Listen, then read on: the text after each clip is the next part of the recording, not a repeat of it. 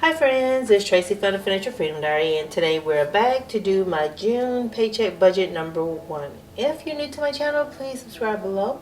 Thank you to everybody who have been with me since the beginning or joined along the way. This is a financial freedom journey. And for me, it kind of feels a little circular right now, but it's all good. So I've got my monthly budget pulled up. I'm going to do my zero-based paycheck budget number 1. You're going to get to see what happens when I save the money from the cash rollover. Normally the timing doesn't happen like this with the videos, but this is a unique opportunity to see how and what I do with the money.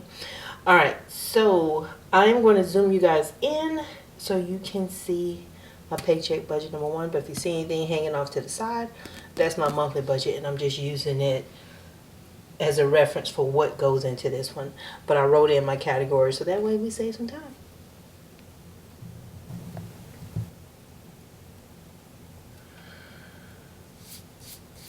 Okay, so for paycheck number 1, I get $28.33. I'm a salaried employee, so I get paid twice a month. I think they call it bi-monthly. The last business day of the month, so this time it was May 31st, and on the 15th of the month. So my May 31st check is the first check for June. The next thing is rent from my son. He pays $200 a month, and he does other things too. So it kind of looks like it's really cheap, but you know, I make more money than he does, and plus he does a lot of the help around the house, cutting the grass. He helps me with that. That's when I don't try to push him out, because sometimes cutting the grass is soothing for me, and so I'll just do it by myself, and I'll pick when I know he's going to be asleep. My cash envelope rollover was $140. Now I know you're going to be thinking, well, you have more than that. Yes. The 5s went into the $5 challenge. The 1s went to my slush fund, and that's going to go into my other savings challenge. So that's the weight loss and the coin challenge. But $140 I'm putting back into this budget. All right, so total income $28.33 plus $200 plus $140. And so my total is $31.73.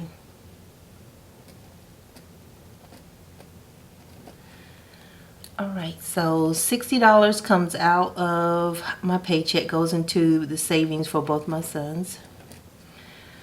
My health insurance is about $16 per paycheck, and that's health, dental, and what's that other one? Vision. Identity theft is $3, really like $2.89 or something like that. And then the rent, and so I'm gonna put the rent because it's like, I think it was 1904, 1902. Let me look at my calendar. Scooch on out of my way. 1902.70. And that's when they put trash and some other things in there that I pay for. I can't remember. It's like a smart house or something. So we're going to put 1903 here, which is going to be lower than what I had in my monthly budget. 1903. And I've already paid it. Internet, that should come out on Monday. So that's $120.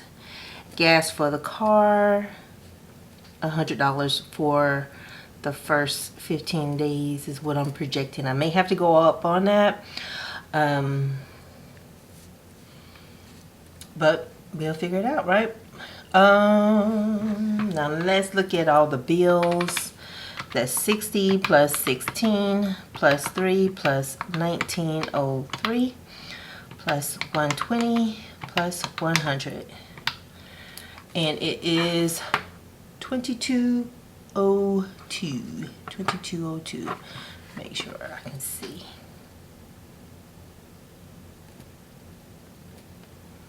Making some ugly twos, but it is what it is.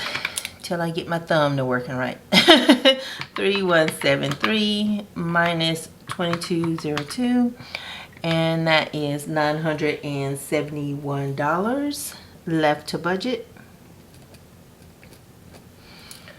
All right, so groceries is $600. So since there's 4 Sundays in this month, I give myself $150 per week. $100, I wish. So that's $600. Dining out, I'm going to add an additional $40 to that.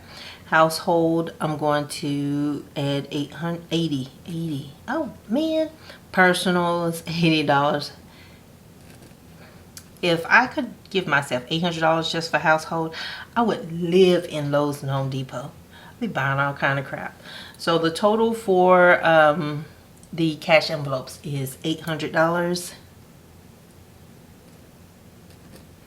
And I have already gone to the bank, and I got my cash envelope money, stuffing money right here. And so that video is going to be up on Tuesday. All right, and so 971 minus 800 is 171.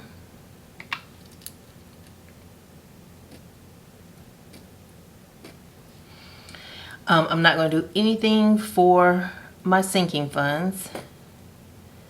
171. And so if you're looking at my budget right now, and so you can tell that once I start having to pay my car, I can't do this anymore, right? So I'm used to having all of my cash envelopes at the beginning of the month, having all my money, and I can go from there. I can't do the swap back and forth with my bill money. I think I'm going to stop doing that, because I think I need to feel it, and I need to have to go and drive to the bank a couple times, you know, like a little something to let me remember, hey, we don't want to be here again, so next time plan out car obsolescence. Do better. So left to budget is 171 after the debt. And you were right. Someone asked the question. I did answer her in the comment section, but there's probably somebody else who has the exact same question. My car note's about $600. Yes, it's like $295.11, and so I'm going to make sure that they always get the base amount is $600. But my very first payment is June 30th, so I can't do anything until June 30th. I did ask about that when they were doing, you know, like telling me, oh, the payment's this, that's blah, blah, blah. And so they said on June 30th, from that point, then I can start making principal payments and stuff like that. But I know that I can only do that out of paycheck number 2. So what'll happen is I'll probably look through everything and then say, okay, which one of these can I half up and make sure I have that debt payment? And so the one that I know I can is probably the groceries, but I have to watch how the month goes. And so I don't have a gap between when I go and get my money and when I run out from the previous week. So I have to be very, very careful. Like, and let me show you why it's a challenge for me. When you get paid twice a month, it's just here and here. So the 31st and the 15th, that's when I get paid. So I have to make sure I have money that will take me through week 1 and week 2. So halving it up will work. If it's June, I have to just make sure it's aligned so I can cover the appropriate number of Sundays. Sorry. Oh, thank God y'all couldn't see my fingers, because I think I had just gave y'all the bird inadvertently. But yeah, so it's like week 1 this Sunday, and week 2 is the second Sunday. So I have to make sure I have enough money, and that if I just do that, I may be good. But I do have to check my calendar every month, so I'm not going to assume that I can do it. I'm just going to check and see what I need to make sure I can cover until I get paid, and then I go to the bank and cover the last 2 Sundays of the month. But I'm not going to have to do it now, but that's going to start in July. And okay, and so that'll give me enough money to cover my debt. So this has always been an issue. I am so sorry, y'all. I gotta sneeze so bad. And so the rest of the 171 is gonna go to the bill money. And this, my friends, is where you're gonna be like, Dave Ramsey would have said, you know, hurry up and do the emergency fund and stuff like that. I'm not quite doing the baby steps right now. I'm gonna pay off my debt. I'm gonna save at the same time. So that's how I'm gonna handle it. I'm gonna take care of my bill money because that's my 1 month ahead fund. And I have had situations where I had to go out for surgery. In that particular instance, I was only out for 4 weeks. And so I was lucky to be able to be able to have the surgery, go back to work. And I was only out of work a month. And we get short-term disability, and I want to say it's about 70% of my income is what we get. But here was the thing about it. Let alone these folks telling you what kind of pain meds and how many you took and all this other stuff. I didn't even get my check until I had already returned to work. So yeah. And back then when I had that happen, the good thing that worked for me was that I don't use up all my vacation and floating holidays and all that stuff. Sick time, I don't use a lot of that throughout the year. I wait until the end of the fiscal year to start using all of that. And so they could use like sick time, and that kept me paid from my full-time job. So yeah, I'm always kind of like, yeah, I don't want to go through that again because that was stressful. Very, very stressful. So hopefully I made like what's going on with the car loan. Was clear about that. And so the principal payments will start occurring in July. And what I'll be doing is I will write a check against my bill paying account, which is a separate bank, the one I've been banking with almost 30 years.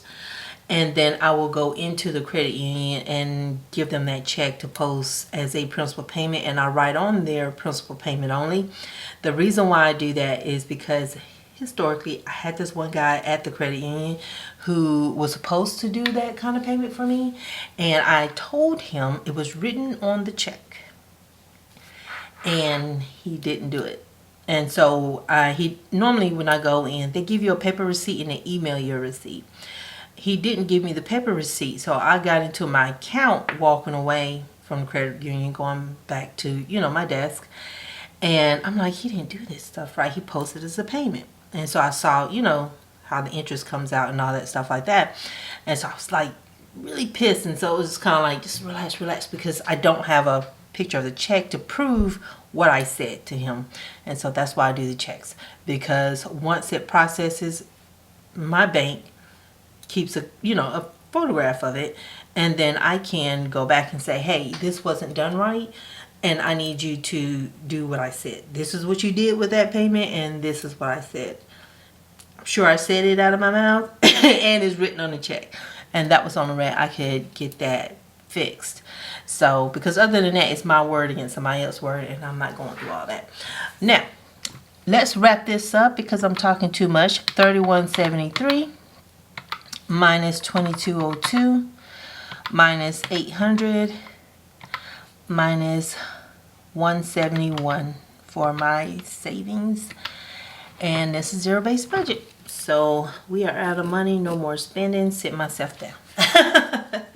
But thank y'all so much for watching, and hopefully I made it I'm a little bit more clear, because sometimes I'll be talking and I'll think I finished what I'm trying to say, and really I wasn't, and so it's confusing for you guys, and I apologize for that. But yeah, and I did see all of y'all comments, and you know, especially when you could tell like the conflict I was having with getting a new car and the financing and then depleting my savings. And it's like, I'm getting too old for this. I'm getting too old to be living without, you know, like any kind of savings. And so thank y'all so much for being understanding, and y'all have a super fantastic Sunday, and I will talk to you guys on Tuesday for the cash envelope stuffing. Thanks again. Bye.